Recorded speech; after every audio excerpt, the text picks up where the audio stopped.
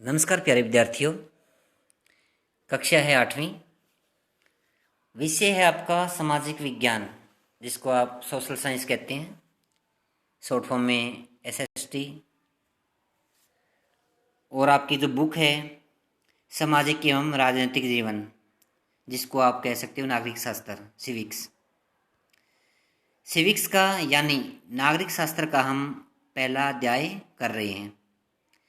और आज इस अध्याय में हम यह जानेंगे कि जो लोकतांत्रिक देश है हमारा देश क्या है, लोकतांत्रिक देश है। तो लोकतांत्रिक देश को संविधान की ज़रूरत क्यों पड़ती है, इसको संविधान की ज़रूरत क्यों है लोकतांत्रिक देश को। पहले यहाँ पर ये समझना जरूरी हो जाता है कि लोकतांत्रिक है क्या। जो क्या है, लोगों का, लोगों के लिए, लोगों के द्वारा चुना गया, क्या कहलाता है, लोकतांत्रिक। लोकतंत्र कहलाता है जिसमें क्या होता है, पूरे लोगों का अधिकार होता है। ये जो है जनता के द्वारा चुना जाता है। ये जो संविधान है, संविधान क्या करता है, जो देश की जो राजनीतिक व्यवस्था है उसको तय करता है। ये जो राजनीतिक व्यवस्था वो चलती है, ये वो किसके अकॉर्डिंग चलती है, संविधान की। संविधान ही क्या करता है, उसकी व्यवस्था को तय करता है। ये अगर ऐसे लगा लो, अगर राजनेताओं के हाथ में सत्ता का दुरुपयोग करता है, ये जो राजनेता होते हैं, अगर वो सत्ता का, पावर का दुरुपयोग करता है, जिसकी सरकार बन जाती है, अगर वो पावर, अपनी पावर से क्या है, लोगों पर शोषण कर रहा है, दुरुपयोग कर रहा है, तो क्या है, उसको रोकेगा कौन, ये संविधान। तो क्या है, संविधान के द्वारा उसको रोका जा सकता है। ये पता लग गया होगा आपको। यहाँ पे एक राजनीतिक व्यवस्था को तय करता है, और दूसरा क्या है, ये लोकतांत्रिक देश में संविधान ऐसे नियम तय करता है, संविधान ऐसे नियम तय करता है जिनके द्वारा राजनेताओं के हाथों सत्ता के दुरुपयोग को रोका जा सके। नियम बनाता है, ऐसे दुरुपयोग करेगा तो, ठीक है।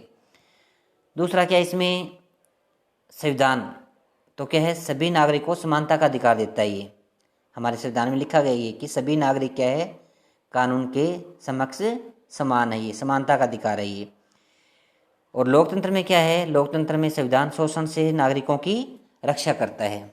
इसलिए आपने यहाँ पर यह जाना कि लोकतांत्रिक देश को संविधान की ज़रूरत क्यों पड़ती है, राजनीतिक व्यवस्था को तय करने के लिए। दूसरा, राजनेताओं के हाथों सत्ता के दुरुपयोग को रोकने के लिए। तीसरा क्या, इसमें नागरिकों को समानता का अधिकार और शोषण से नागरिकों की रक्षा करना। ये बहुत ही ज़रूरी क्वेश्चन है। यहाँ पर आगे आता है आपके, जैसे भारत के संविधान की प्रमुख विशेषताएं कौन कौन सी होती है। ये तो क्या है, पहला आता है आपके संघवाद। संघवाद का अर्थ जानना यहाँ पर बहुत ज़रूरी हो जाता है। देश में एक से अधिक स्तर पर सरकारों का होना संघवाद कहलाता है। हमारे देश में कौन सी सरकार है, ये संघीय है, क्योंकि हमारे देश में केंद्र की सरकार भी है और राज्य की सरकार। जिसमें क्या है, केंद्र और राज्य की सरकार होती है, वो क्या कहलाता है, संघवाद कहलाता है। जहाँ पर क्या है, दो सरकारें होती है, केंद्र की सरकार और राज्य की सरकार। तो क्या है, भारतीय संविधान में भारत को राज्यों का संघ कहा गया है। भारतीय संविधान में भारत को क्या कहा गया है, राज्यों का संघ कहा गया है। भारतीय संविधान में भारत को राज्यों का संघ कहा गया है। लोकतांत्रिक पता लग गया आपको, लोकतांत्रिक क्या है। भारत लोकतांत्रिक देश है। इसका प्रशासन देश के लोगों द्वारा चुने हुए प्रतिनिधियों द्वारा चलाया जाता है। जो लोग होते हैं, लोग ही चुनते हैं ना प्रतिनिधि। जैसे आप वोट डालते हो, आपके जैसे यहाँ पर जैसे कोई उम्मीदवार खड़ा होता है, आप उसको जिताते हो, तो वो प्रतिनिधि होता है, वो आपके द्वारा चुना जाता है, ठीक है। आगे आता है आपके जैसे वयस्क मताधिकार आता है। इसमें वयस्क मताधिकार, इसमें क्या होता है, वयस्क मताधिकार में एक निर्धारित आयु सीमा पार कर लेने के बाद में एक आयु होती है 18 वर्ष। अगर वो 18 वर्ष से ऊपर हो जाता है, उसको क्या है, अपना मत देने का अधिकार मिल जाता है। वो किसी भी पार्टी को अपना मत दे सकता है, उस पर किसी का दबाव नहीं होता है। वो अपना इसका मत का प्रयोग क्या है, सोच समझ के सही तरीके से करता है। आगे आता है इसमें शक्तियों का बंटवारा। संविधान के अनुसार राज्य के 3 अंग है। बहुत ही ज़्यादा इंपॉर्टेंट है यहाँ पर ये कि संविधान के अनुसार जो राज्य के 3 अंग कौन कौन से हैं, विधायिका, कार्यपालिका और न्यायपालिका। इसमें आता है विधायिका में हमारे निर्वाचित प्रतिनिधि होते हैं। विधायिका में हमारे निर्वाचित प्रतिनिधि होते हैं जो हमारे द्वारा चुने जाते हैं, वो प्रतिनिधि होते हैं। कार्यपालिका ऐसे लोगों का समूह है जो कानूनों को लागू करने और शासन चलाने का काम में देखते हैं। विधायिका में क्या होते हैं, हमारे निर्वाचित, जो हमने क्या चुनकर भेजा है, जिनको क्या जिता के भेजा है वोटों से, प्रतिनिधि होते हैं। और कार्यपालिका में ऐसे लोग होते हैं, ऐसे लोगों का समूह होता है जो कानूनों को लागू करने, जो कानून होते हैं, और शासन चलाने का काम में देखते हैं। तीसरा आता है आपके न्यायपालिका।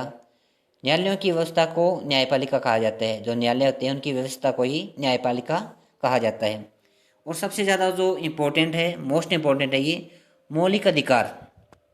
मौलिक अधिकार, भारतीय संविधान सभी नागरिकों को मौलिक अधिकार प्रदान करता है। ये वे अधिकार है जो नागरिकों को मनुष्य होने के नाते प्राप्त होते हैं। जो अगर मानव मनुष्य है तो उसको क्या प्राप्त होता है, चाहे कोई भी हो, अमीर हो गरीब हो, क्या ये मनुष्य के नाते उसको मिलते हैं मौलिक अधिकार। ये आगे है इसके अंदर धर्मनिरपेक्षता। धर्मनिरपेक्षता की ऐसी स्थिति है कि भारत एक धर्मनिरपेक्ष राज्य है। यह किसी एक धर्म को ज़्यादा बढ़ावा नहीं देता है। इसके लिए सारे धर्म में क्या सम्मान है, सभी धर्मों का क्या है, सम्मान किया जाए। यह किसी एक विशेष धर्म को महत्व नहीं देता है। प्यारे बच्चों, आज इसमें हम कुछ पढ़ेंगे मौलिक अधिकार, कि हमारे मौलिक अधिकार कौन कौन से हैं। आप ये स्टार्टिंग से पढ़ते आ रहे हैं, 6 में पढ़ा होगा, 7 में पढ़ा होगा कि मौलिक अधिकार 6 मौलिक अधिकार हैं। समानता का अधिकार हो गया, स्वतंत्रता का अधिकार हो गया, शोषण के विरुद्ध अधिकार हो गया, धार्मिक स्वतंत्रता का अधिकार हो गया, सांस्कृतिक हो गया, संवैधानिक उपचार का अधिकार हो गया। तो समानता का अधिकार, सबसे पहले हम ये देखें कि समानता का अधिकार क्या है। समानता का अधिकार तो कानून की नज़र में, अगर कानून है तो सभी लोग समान हैं। तो ये नहीं है अगर ये कोई कत्ल कर देता है अमीर तो उसको छोड़ देगी सरकार, ये जो है वो कानून की नज़र में क्या है, बच जाएगा। अगर जो गरीब है वो पिस जाएगा, ये नहीं होता ऐसे। कानून की नज़र में वो सम्मान है, चाहे अमीर है या गरीब है। अगर कोई अपराध करता है, या अमीर करता है या गरीब करता है, तो जो सज़ा मिलनी है वो बराबर मिलेगी। इसका अर्थ है कि सभी लोगों को देश का कानून समान सुरक्षा प्रदान करेगा। सुरक्षा वो सम्मान करेगा, ये सभी को, अमीर या गरीब को। परंतु मेरे को लगता है कि आजकल नहीं है ये, आजकल के जो है ये थोड़ा उल्टा सा लग रहा है मेरे को। इस अधिकार में यह भी कहा गया है कि धर्म, जाति या लिंग के आधार पर किसी भी नागरिक के साथ भेदभाव नहीं किया जा सकता। एक तो धर्म कि मुस्लिम है, यहाँ पे हिंदुओं का देश है, इसका हम क्या है विरोध करेंगे, ये करेंगे, ये नहीं होता। वो भी क्या है, उसको बराबर का अधिकार है। जाति, कौन सी जाति का है, निम्न जाति से ये है। लिंग के आधार पे, भाई लिंग ये महिलाएं हैं तो महिलाओं का ज़्यादा शोषण होगा, महिलाएं और पुरुष समान है ये, तो क्या है समानता का अधिकार, भेदभाव नहीं किया जा सकता। तो क्या है, होटल, खेल के मैदान, दुकान इत्यादि सार्वजनिक स्थानों पर सभी को क्या है बराबर पहुंच का अधिकार होगा। ऐसे नहीं है कि जो खेल के मैदान है इसमें क्या है बड़े बड़े जो नेताओं के या कैसे भी है पहुंच वाले क्या है बच्चे पहुंचेंगे दुकानों पे, ऐसे नहीं, सभी को समानता का अधिकार है। आगे आता है आपकी स्वतंत्रता का अधिकार। इसके अंतर्गत क्या आता है, जैसे इसमें ये होता है कि देश के किसी भी भाग में जाने और रहने तथा कोई भी व्यवसाय, पैसा या कारोबार करने का अधिकार शामिल है।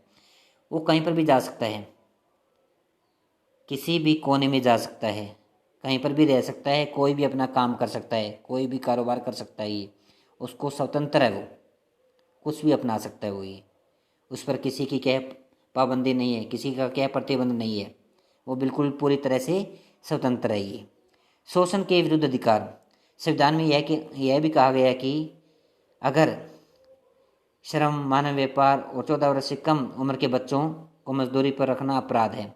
शोषण के विरुद्ध अधिकार, अगर कोई किसी का शोषण करता है, जैसे 14 साल से कम उम्र के बच्चों को आप काम करवाते हो, तो क्या है ये, तो जो कानून है वो आपके खिलाफ कार्रवाई करेगा जो ये, ठीक है।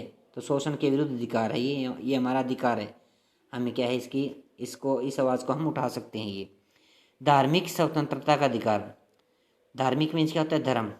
तो क्या प्रत्येक व्यक्ति को अपनी इच्छा अनुसार कोई भी धर्म अपनाने की छूट है। अगर हिंदू है मुस्लिम बन सकता है, मुस्लिम है हिंदू बन सकता है, अपनी इच्छा के अकॉर्डिंग। वो कोई भी क्या धर्म परिवर्तन कर सकता है, ये बदलाव कर सकता है धर्म में। ये आगे आता है आपके सांस्कृतिक और शैक्षणिक अधिकार। संविधान में यह कहा गया कि धार्मिक और भाषाई सभी अल्पसंख्यक समुदाय अपनी संस्कृति की रक्षा विकास के लिए अपने अपने शैक्षणिक संस्थान खोल सकता है। तो सांस्कृतिक और शैक्षणिक जैसे ये है कि कोई भी अगर धर्म के लोग हैं अपना मंदिर वगैरह बनवा सकता है, अपनी अलग से क्या है स्कूल वगैरह खोल सकते हैं। उस पर ये कोई वो नहीं है कि नहीं अपने मंदिरों का निर्माण करना हो, मुस्लिम हो सिख हो, ऐसे इसमें आता ही है सांस्कृतिक या शैक्षणिक अधिकार में। शैक्षणिक अधिकार ये भी होता है कि सभी को शिक्षा का समान दर्जा देना। ये नहीं है कि अगर जो ये इस जाति का है, इस धर्म से है, तो यहाँ पर ये शिक्षा प्राप्त नहीं कर सकता, कहीं पर भी क्या शिक्षा प्राप्त कर सकता है वो। संवैधानिक उपचार का अधिकार। यदि किसी व्यक्ति को लगता है कि राज्य द्वारा उसके किसी मौलिक अधिकार का उल्लंघन हुआ है, तो इस अधिकार का सहारा लेकर वह अदालत में जा सकता है। अगर किसी व्यक्ति को ऐसा लगता है कि उसके साथ अन्याय हो रहा है, उसका अपमान हो रहा है, जैसे उसके शैक्षणिक अधिकार नहीं मिला, उसको धार्मिक स्वतंत्रता का अधिकार नहीं मिला, स्वतंत्रता का अधिकार नहीं मिला, समानता का अधिकार नहीं मिला, तो वो कहाँ पे जा सकता है? ये वो क्या है कानून के समक्ष क्या है ये इसके खिलाफ भी जा सकता है ये। तो प्यारे विद्यार्थियों, आज हमारा ये लेसन पूरी तरह से कंप्लीट हो चुका है और कल हम इसके प्रश्न उत्तर करेंगे। थैंक्स।